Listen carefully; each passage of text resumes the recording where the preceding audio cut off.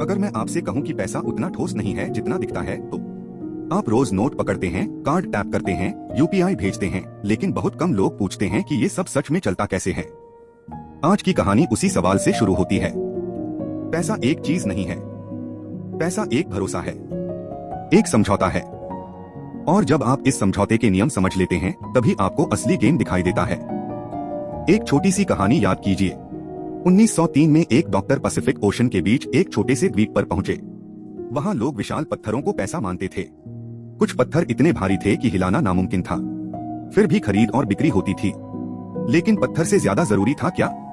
लोगों का भरोसा। अगर पूरा गांव मान ले कि यह पत्थर अब किसी और का है, तो उसकी वैल्यू बन जाती थी। मतलब कीमत पत्थर में नहीं थी, कीमत सामूहिक सहमति में थी। अब एक बड़ा भ्रम तोड़ते हैं। हमें स्कूल में सिखाया जाता है कि पहले लोग बार्टर करते थे। मछली के बदले रोटी, रोटी के बदले कपड़ा, और फिर पैसा आया। सुनने में यह कहानी साफ लगती है, लेकिन इतिहास इतना सीधा नहीं था। असली रिकॉर्ड बताते हैं कि पुराने समाज पहले उधार, वादों और हिसाब किताब पर चलते थे। लेन देन की जड़ बार्टर नहीं थी, जड़ थी भरोसा और रिकॉर्ड। बार्टर अक्सर तब सामने आया जब पुरानी करेंसी टूट गई या गायब हो गई। मेसोपोटामिया की मिट्टी की पट्टिकाओं पर हजारों साल पुराने डेट रिकॉर्ड्स मिले हैं। वहां लोग लिखकर रखते थे कि किसने क्या लिया, कब लौटाना है और कितना देना है। यह बिल्कुल आधुनिक लेजर जैसा था। इसका मतलब यह नहीं कि पुराने समाज परफेक्ट थे। इसका मतलब यह है कि पैसा हमेशा पहले एक सोशल अग्रीमेंट रहा, बाद में कॉइन बना। लोग सिक्कों के बिना भी व्यापार, मजदूरी और टैक्स चला रहे थे। पहले प्रॉमिस आया, फिर कॉइन आया। सिक्कों का आना भी एक सुविधा थी। जब राज्य ने स्टैंडर्ड मेटल कॉइन्स बनाए, तब एक्सचेंज आसान हो गया। एक वेट, एक स्टैंप, एक ट्रस्टेड वैल्यू। लेकिन ध्यान दीजिए, कॉइन की ताकत भी धातु से ज्यादा उस भरोसे में थी जो उसे राज्य देता था। यह बात जितनी छोटी लगती है, उतनी ही बड़ी है, क्योंकि यहीं से पैसा धीरे धीरे वस्तु से सिस्टम बनना शुरू हुआ। फिर आई पेपर मनी की बारी। चीन की सोंग डायनेस्टी में व्यापारियों ने भारी मेटल कॉइन्स का एक आसान विकल्प निकाला। वे अपना मेटल किसी ट्रस्टेड ट्रेडर के पास जमा करते और बदले में रिसीप्ट ले लेते। वह रिसीप्ट ही बाजार में चलने लगी। सोचिए, भारी सिक्के लेकर चलने की झंझट खत्म, चोरी का खतरा कम, व्यापार तेज। यह इनोवेशन आम लोगों ने निकाली थी, सरकार ने नहीं। बाद में सरकार ने इसे अपना ऑफिशियल नोट बना दिया। शुरुआत यूजफुल थी, लेकिन यहीं से डेंजर भी शुरू हुआ। अगर किसी व्यवस्था में पेपर प्रॉमिस चलता है, तो कोई न कोई यह सोचता है कि क्यों न मैं ज्यादा प्रॉमिस छाप दूं। यही मानव इतिहास की एक पुरानी कमजोरी है। जब उपलब्ध मेटल कम पड़ा, तब पेपर टेम्पिंग सोल्यूशन बन गया। फिर क्या हुआ? कुछ शासकों ने जरूरत से ज्यादा पेपर इशू करना शुरू कर दिया। नतीजा, भरोसा हिलने लगा। लोग समझ गए कि अगर प्रॉमिस की मात्रा बढ़ती रही, तो हर प्रॉमिस की वैल्यू घटती जाएगी। 17वीं सदी के लंदन में गोल्डस्मिथ्स के साथ भी कुछ ऐसा ही हुआ। लोग अपना सोना उनके पास सुरक्षित रखने लगे, बदले में उन्हें रिसीप्ट मिलती थी। यह रिसीप्ट मार्केट में चलने लगी। लोगों ने सोना घर घर ले जाने की जगह कागज से काम चलाना शुरू कर दिया। यही गोल्डस्मिथ्स के दिमाग में नया विचार आया। अगर मेरे वॉल्ट में पड़ा सोना सबका काम कर रहा है, तो क्यों न मैं उसका थोड़ा हिस्सा उधार दे दूं, और क्यों न उससे ब्याज कमाऊं। यहाँ एक बहुत चालाक मोड़ आया। गोल्डस्मिथ ने देखा कि ज्यादातर लोग अपना सोना एक साथ वापस लेने नहीं आते, इसलिए उसने ज्यादा रिसीट्स जारी करने शुरू कर दिए। उसके पास 100 कॉइन्स थे, लेकिन उसने 120 रिसीट्स बना दी। बाहर से सब ठीक दिखा, अंदर से सिस्टम लेवरेज पर चलने लगा। अगर आप इस खेल को पहली बार सुन रहे हैं, तो इसे अच्छे से पकड़िए। यही वह जगह थी जहां मॉडर्न बैंकिंग की बीज रूपरेखा बन रही थी। अब ध्यान दीजिए, जब पैसा सिर्फ कागज बन जाता है, तो उसका सबसे बड़ा असर मनोविज्ञान पर पड़ता है। लोग बैलेंस देखकर अमीर महसूस करते हैं, लेकिन परचेसिंग पावर अलग चीज है। अगर आपकी सैलरी बढ़ रही है और प्राइसेस उससे तेज बढ़ रहे हैं, तो आप नॉमिनल रूप से आगे जा रहे हैं, लेकिन रियल रूप से पीछे भी जा सकते हैं। यही वह ट्रैप है जिसे बहुत लोग देर से समझते हैं। फिर कहानी सीधे बैंक ऑफ इंग्लैंड तक पहुंचती है। राजा को युद्धों के लिए पैसा चाहिए था। व्यापारी लोन देना चाहते थे, बदले में उन्हें नोट जारी करने का अधिकार मिला। एक ऑफिशियल इंस्टीट्यूशन पैदा हुई जो ट्रस्ट पर पैसा चलाती थी। इसे देखकर बाकी दुनिया ने भी समझ लिया कि पेपर सिर्फ सुविधा नहीं है, पेपर पावर भी है। और जब पेपर को लीगल बैकिंग मिल जाए, तो वही करेंसी बन जाता है। अब गोल्ड स्टैंडर्ड की तरफ चलिए। बहुत लंबे समय तक करेंसीज को सोने से जोड़ा गया ताकि वैल्यू पर अनुशासन रहे। फिर वर्ल्ड वॉर के बाद ब्रेटन वुड्स आया। डॉलर को गोल्ड से जोड़ा गया और बाकी करेंसीज को डॉलर से। कुछ समय तक यह सिस्टम काम करता रहा, लेकिन समस्या यह थी कि सरकारों के खर्च बढ़ते रहे। युद्ध, वेलफेयर, इंफ्रास्ट्रक्चर, क्रेडिट, सबका बिल बढ़ता गया। जितने डॉलर छपे उतना गोल्ड नहीं बढ़ा। 1971 में निक्सन ने एक ऐसा फैसला लिया जिसने दुनिया का मनी मैप बदल दिया। डॉलर का गोल्ड कन्वर्टेबिलिटी खत्म कर दी गई। अब मुद्रा को किसी मेटल ने नहीं बल्कि फेथ और स्टेट पावर ने बैक किया। इसी को फिएट मनी कहते हैं। इसका मतलब है कि नोट की वैल्यू उसके मटेरियल से नहीं बल्कि उस सिस्टम से आती है जो उसे एक्सेप्ट करता है। यही वह पल था जब दुनिया पूरी तरह ट्रस्ट बेस्ड मनी में चली गई। अब असली सवाल आता है, अगर पैसा सिस्टम है तो बैंक इसमें कहां फिट होते हैं? लोग अक्सर सोचते हैं कि बैंक डिपॉजिट लेते हैं और वही पैसा लोन देते हैं। कहानी इससे बड़ी है। जब बैंक लोन देता है तो वह सिर्फ किसी और के सेविंग्स को आगे नहीं भेजता। कई केसेस में वह नए डिपॉजिट क्रिएट कर देता है। मतलब लोन के साथ नया पैसा पैदा होता है। उदाहरण बहुत सरल है। आप बैंक से 10 लाख का लोन लेते हैं। बैंक आपकी प्रॉमिस को एसेट मानता है और आपके अकाउंट में रकम दर्ज कर देता है। अब यह पैसा इकोनॉमी में घूम सकता है। आप उससे घर खरीदते हैं, सेलर उसे आगे खर्च करता है और नया पैसा सिस्टम में फैल जाता है। इंटरेस्ट अलग चीज है। इंटरेस्ट वो कीमत है जो इस सिस्टम में एंट्री लेने के लिए चुकानी पड़ती है। अब एक तार्किक समस्या देखिए, अगर इकोनॉमी में सिर्फ प्रिंसिपल क्रिएट हुआ तो इंटरेस्ट कहां से आएगा? यही कारण है कि मनी सिस्टम लगातार नए क्रेडिट, नए लोन्स और नए डेट पर टिकता है। नई मनी सप्लाई बढ़ती है लेकिन गुड्स और सर्विसेज उसी गति से नहीं बढ़ते। यही इन्फ्लेशन की कहानी शुरू होती है। इन्फ्लेशन का मतलब सिर्फ महंगाई नहीं है, यह परचेसिंग पावर का धीरे धीरे कम होना है। आज जो चीज 100 रुपए की है कुछ साल बाद वही 120, 150 या उससे ज्यादा हो सकती है। कई लोग सोचते हैं कि कीमतें इसलिए बढ़ी क्योंकि चीजें महंगी हो गईं। लेकिन गहराई में वजह ऑफन यह होती है कि मनी की मात्रा बढ़ी, वैल्यू डाइल्यूट हुई और सेविंग्स की ताकत कम हुई। यही वजह है कि कैश सेवर और एसेट ओनर की किस्मत अलग होती है। जो इंसान पैसा बैंक अकाउंट में पड़ा रहने देता है उसका मनी क्वाइटली कमजोर हो सकता है। जो इंसान productive assets, businesses, skills, equity या इनकम जनरेटिंग इंस्ट्रूमेंट्स में सोचता है वह इन्फ्लेशन के असर को बेटर एब्जॉर्ब कर सकता है। यह किसी मैजिकल ट्रिक की बात नहीं है, यह सिस्टम की नेचर है। अब गवर्नमेंट डेट को समझिए। बड़े देशों के पास भारी कर्ज होता है। अगर करेंसी की वैल्यू थोड़ी कमजोर हो जाए तो पुराने डेट का वास्तविक बोझ हल्का महसूस हो सकता है। इसलिए इन्फ्लेशन कभी कभी बोरोवर्स के पक्ष में काम करती है, खासकर जब बोरोवर खुद सरकार हो। यही कारण है कि सेंट्रल बैंक्स अक्सर बहुत लो बट पॉजिटिव इन्फ्लेशन टारगेट रखते हैं। यह सिस्टम को चलाने का तरीका है। लेकिन इसका दूसरा साइड भी है। अगर आप सिर्फ सैलरी बचाते हैं और एसेट नहीं बनाते तो आपकी मेहनत की बाइंग पावर समय के साथ कम हो सकती है। इसीलिए पर्सनल फाइनेंस सिर्फ खर्च कम करने का नाम नहीं है, यह समझने का नाम है कि पैसा किस तरह बहता है, कहां बनता है और किसके पास टिकता है। तो आम इंसान क्या करे? पहला, कैश को पूरी स्ट्रैटेजी मत मानिए। दूसरा, डेट को समझिए। तीसरा, बोरोइंग और एसेट बिल्डिंग के फर्क को जानिए। चौथा, स्किल को एसेट में बदलिए। पांचवा, लॉन्ग टर्म सोचिए। मनी सिस्टम को जानना आपको पैनिक फ्री बनाता है। आप हर हेडलाइन से डरते नहीं, आप हर ऑफर पर टूटते नहीं। आप पैसे को सिर्फ खर्च की चीज नहीं, डिसीजन मेकिंग टूल की तरह देखते हैं। और एक आखिरी बात, इतिहास हमें यह नहीं सिखाता कि हर सिस्टम बुरा है। इतिहास यह सिखाता है कि हर सिस्टम इंसानों द्वारा बनाया गया है।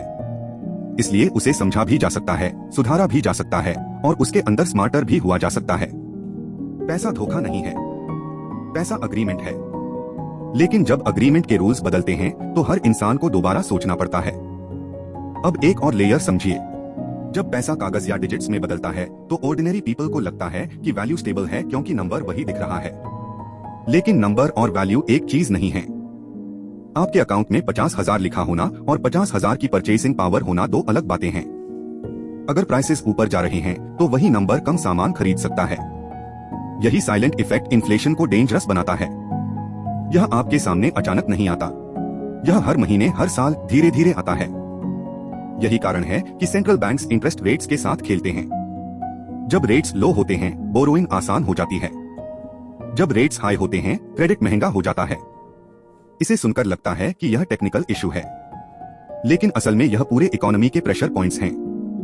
रेट्स बदलते हैं तो घर के loan, business funding, car financing, stock valuations, currency flow सब कुछ हिलता है।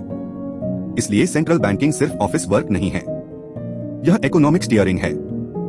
अब यहाँ एक साइकोलॉजिकल ट्रैप भी है। बहुत लोग सैलरी बढ़ते ही खुद को फाइनेंशियली सेफ मान लेते हैं, लेकिन अगर खर्च भी उसी स्पीड से बढ़े तो प्रोग्रेस सिर्फ इल्यूजन बन जाती है। आप better phone, better car, better food, better rent की तरफ जाते हैं। बाहर से लाइफस्टाइल बेहतर दिखता है, अंदर से सेविंग्स का इंजन कमजोर होता जाता है। यही वह पॉइंट है जहां कैश फ्लो और वेल्थ अलग दिखने लगते हैं। कैश फ्लो अच्छा होना जरूरी है, लेकिन वेल्थ बनाने के लिए बची हुई वैल्यू को रिटेन करना भी जरूरी है। एक साधारण रूल याद रखिए, जो चीज आपके ऊपर रिकरिंग कॉस्ट डालती है वह लायबिलिटी बन सकती है, और जो चीज आपके लिए रिकरिंग वैल्यू बनाती है वह एसेट बन सकती है। यह डेफिनेशन किताबों में सिंपल लगती है, लेकिन जिंदगी में बहुत पावरफुल है। आपका सब्सक्रिप्शन, आपका लोन, आपका रेंट, आपका ईएमआईज, आपकी इंपल्स शॉपिंग, यह सब छोटे लीक्स की तरह काम कर सकते हैं। एक लीक अकेले छोटा लगता है, कई लीक्स मिलकर बोट डुबो देते हैं। यहां से प्रैक्टिकल मनी मैप शुरू होता है। पहला स्टेप है ट्रैक करना। आप हर महीने कितनी इनकम कमाते हैं, कितनी सेव करते हैं, कितनी इन्वेस्ट करते हैं और कितना साइलेंटली निकल जाता है। जब तक डेटा नहीं है तब तक जजमेंट भी कमजोर होता है। दूसरा स्टेप है डेट को पहचानना। अच्छा डेट वह होता है जो इनकम या एसेट बनने में मदद करे। खराब डेट वह होता है जो सिर्फ दिखावे या शॉर्ट टर्म कंफर्ट के लिए हो। दोनों एक जैसे नहीं है। तीसरा स्टेप है एसेट्स की भाषा सीखना। एसेट का मतलब सिर्फ शेयर मार्केट नहीं है। एसेट एक स्किल भी हो सकती है, एक चैनल भी हो सकता है, एक सर्विस भी हो सकती है, एक सिस्टम भी हो सकता है। अगर आपकी स्किल से हर महीने वैल्यू क्रिएट होती है तो वह भी एसेट लाइक है। अगर आपका छोटा बिजनेस स्टेडी कस्टमर बेस बनाता है तो वह भी एसेट लाइक है। वेल्थ अक्सर एक दिन में नहीं बनती, वह कई छोटे प्रोडक्टिव एसेट्स से बनती है। चौथा स्टेप है अटेंशन इकोनॉमिक्स समझना। आज पेमेंट सिर्फ वॉलेट से नहीं होता। आप सर्च देते हैं, डेटा देते हैं, टाइम देते हैं, अटेंशन देते हैं, एंड इन रिटर्न कंपनीज आपको कन्वीनियंस देती हैं। यही एक्सचेंज मॉडर्न इकोनॉमी का कोर है। अगर आप फ्री ऐप यूज कर रहे हैं तो सोचिए कंपनी रेवेन्यू कहां से आ रहा है। अगर सर्विस फ्री है तो प्रोडक्ट शायद आप हैं या आपका डेटा। यह सोच पैरानोया नहीं है, यह लिटरेसी है। पांचवा स्टेप है पैनिक से बचना। मनी सिस्टम बदलता रहता है। कॉइन्स आए, पेपर आया, बैंक नोट्स आए, कार्ड्स आए, यूपीआई आया, अब डिजिटल वॉलेट्स और एल्गोरिदम्स हैं। फॉर्म बदलता है, लॉजिक नहीं। लॉजिक यह है कि वैल्यू को स्टोर, मूव एंड मेजर किया जाता है। जो इंसान यह समझता है वह हर नए फॉर्मेट से डरता नहीं, वह फॉर्मेट के पीछे का फंक्शन समझता है। और सबसे जरूरी बात, यह सब सुनकर आप सिनिकल मत बनिए। दुनिया पूरी तरह डार्क नहीं है। सिस्टम ने ग्रोथ भी दी है, व्यापार आसान किया है, पेमेंट्स आसान किए हैं, लोगों तक प्रोडक्ट्स पहुंचाए हैं। रियल इश्यू यह है कि कन्वीनियंस के साथ कंट्रोल भी आता है। इसलिए समझदारी यह नहीं कि आप हर चीज छोड़ दें। समझदारी यह है कि आप देखें कौन क्या नियंत्रित कर रहा है और आप खुद किस तरफ खड़े होना चाहते हैं। अगर आपकी उम्र अभी कम है तो आपके पास सबसे बड़ा एडवांटेज है टाइम। अगर आप पहले से अर्निंग कर रहे हैं तो आपके पास एडवांटेज कैश फ्लो का है। अगर आप बिजनेस चला रहे हैं तो आपके पास एडवांटेज लेवरेज का है। इन तीनों को जोड़ दो तो आप सिर्फ कंज्यूमर नहीं रहते, आप प्लेयर बनना शुरू करते हैं। और यही इस वीडियो का सबसे बड़ा लेसन है। एक और बात समझिए, बैंक स्टेटमेंट में जो बैलेंस दिखता है वह आपकी पूरी फाइनेंशियल रियलिटी नहीं है। आपकी रियलिटी में assets, liabilities, future bills, tax, inflation, skill value और अपॉर्चुनिटी कॉस्ट सब शामिल होते हैं। इसलिए स्मार्ट लोग सिर्फ बैलेंस नहीं देखते, वे नेट पोजीशन देखते हैं। अगर आपकी इनकम बढ़ी है लेकिन आपकी ऑब्लिगेशंस उससे तेज बढ़ी हैं, तो असली ताकत नहीं बढ़ी, सिर्फ डिस्प्ले बढ़ा है। यह भी याद रखिए कि हर बड़ा फाइनेंशियल सिस्टम इंसेंटिव पर चलता है। किसी सिस्टम में जो एक्टर सबसे ज्यादा रिस्क लेता है वही जरूरी नहीं कि सबसे ज्यादा बेनिफिट पाए। कई बार मिडल लेयर, लेंडर, प्लेटफॉर्म या इशुअर ज्यादा स्टेडी फायदा ले जाता है। यही कारण है कि मॉडर्न मनी को समझने में बैलेंस शीट से ज्यादा इंसेंटिव शीट पढ़नी पड़ती है। कौन रिस्क ले रहा है, कौन फी ले रहा है, कौन लेवरेज बना रहा है और कौन लास्ट में वैल्यू पकड़ रहा है। कुछ लोग पूछते हैं कि अगर इन्फ्लेशन बुरा है तो सिस्टम उसे टॉलरेट क्यों करता है। जवाब सरल है, मॉडरेट इन्फ्लेशन डेट को सॉफ्ट कर सकती है, स्पेंडिंग एनकरेज कर सकती है और इकोनॉमिक एक्टिविटी को स्पीड दे सकती है। प्रॉब्लम तब आती है जब सेवर्स पर बोझ बढ़ने लगता है और वेज ग्रोथ पीछे रह जाती है। इसलिए मॉनेटरी पॉलिसी हमेशा एग्जैक्ट साइंस नहीं होती, यह कॉम्प्रोमाइज होती है। आपके लिए सबसे प्रैक्टिकल थिंग यह है कि आप अपने फाइनेंशियल लाइफ को 3 लेयर्स में देखिए। पहली लेयर कैश फ्लो, दूसरी लेयर प्रोटेक्शन, तीसरी लेयर ग्रोथ। कैश फ्लो से आपका टुडे चलता है, प्रोटेक्शन से आपका डाउनसाइड कंट्रोल होता है, ग्रोथ से आपका फ्यूचर बनता है। अगर केवल कैश फ्लो है लेकिन प्रोटेक्शन नहीं है तो एक शॉक सब बदल सकता है। अगर प्रोटेक्शन है लेकिन ग्रोथ नहीं है तो आप सेफ रहेंगे पर आगे नहीं बढ़ेंगे। और यहाँ एक बोनस प्रिंसिपल है, जितना बड़ा सिस्टम होगा उतना ही इंपॉर्टेंट होगा सिंप्लिसिटी। कई लोगों की फाइनेंस इसलिए बिगड़ती है क्योंकि वे उसे अननेसेसरीली कॉम्प्लेक्स बना देते हैं। बहुत सारे कार्ड्स, बहुत सारे लोन्स, बहुत सारे एप्स, बहुत सारे सब्सक्रिप्शंस और फिर कंफ्यूजन। अगर आप अपने मनी मैप को सिंपल रखेंगे तो डिसीजंस साफ होंगे। Simple systems survive longer. Simple investors भी अक्सर सेफर डिसीजंस लेते हैं। अब एक छोटा थॉट एक्सपेरिमेंट कीजिए। अगर आज से किसी देश में सारे लोग कैश छोड़कर सिर्फ डिजिटल मनी यूज करने लगे तो क्या पैसा गायब हो जाएगा? नहीं, वह बस नया रूप ले लेगा। पॉइंट यह है कि पैसा शेप बदल सकता है लेकिन उसका कोर जॉब वही रहता है। वैल्यू को स्टोर करना, एक्सचेंज करना और कैलकुलेट करना, यह 3 काम मनी के दिल में हैं। अगर आप इस लॉजिक को समझते हैं तो आप फाइनेंशियल हेडलाइंस को भी अलग नजर से पढ़ेंगे। जब न्यूज कहे कि करेंसी वीक हो रही है, इंटरेस्ट रेट्स बढ़ रहे हैं या इन्फ्लेशन ऊपर जा रहा है, तब आप सिर्फ डरेंगे नहीं। आप पूछेंगे कि इससे बोरोअर्स पर क्या असर पड़ेगा, सेवर्स पर क्या असर पड़ेगा, कंज्यूमर्स पर क्या असर पड़ेगा और एसेट ओनर्स पर क्या असर पड़ेगा। यही द रियल मनी मैप है। आखिर में यह वीडियो आपको फाइनेंस एक्सपर्ट बनाने के लिए नहीं है, यह आपको फाइनेंशियली अवेयर बनाने के लिए है। अवेयर इंसान हर चीज को फ्री नहीं मानता, हर डिस्काउंट को बार्गेन नहीं मानता, हर लोन को अपॉर्चुनिटी नहीं मानता, हर सैलरी हाइक को वेल्थ नहीं मानता। वह सिस्टम को देखता है और उसके बाद डिसीजन लेता है। तो रिकैप बहुत साफ है। पहले पैसा ट्रस्ट था, फिर कॉइन आया, फिर पेपर आया, फिर बैंक नोट आया, फिर फिएट मनी आया, फिर बैंक लेंडिंग के साथ मनी क्रिएशन का मॉडर्न वर्जन आया और अब digital money, cards, UPI, cloud banking और एल्गोरिथमिक फाइनेंस के दौर में हम जी रहे हैं। चेहरा बदल गया है लेकिन मूल खेल वही है।